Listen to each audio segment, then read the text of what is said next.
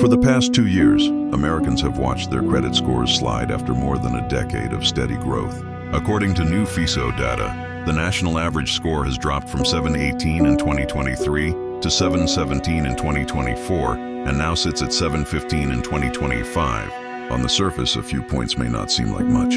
But what's driving this decline tells a much bigger story about the financial strain millions of households are facing. High interest rates set by the Federal Reserve to fight inflation have made borrowing more expensive than at any time in recent memory. That means higher costs on credit cards, auto loans, and personal loans, just as everyday essentials like food, rent, and gas have gone up in price. The result? More Americans are struggling to keep up, and delinquency rates are now reaching levels not seen since the 2009 financial crisis. Younger Americans, especially Gen Z, are taking the hardest hit. About 14% of Gen Z borrowers saw their credit scores tumble by 50 points or more this past year alone. That's double the rate seen just a few years ago. And it's a serious setback at a time when many are just starting their financial lives. Falling scores don't just affect loans, they can impact renting an apartment, buying a home, or even landing a job.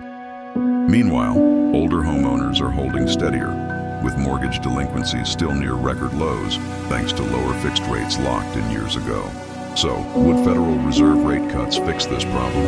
In theory, yes. Lower rates would make borrowing cheaper, ease debt burdens, and help Americans catch up on payments, which could stabilize credit scores.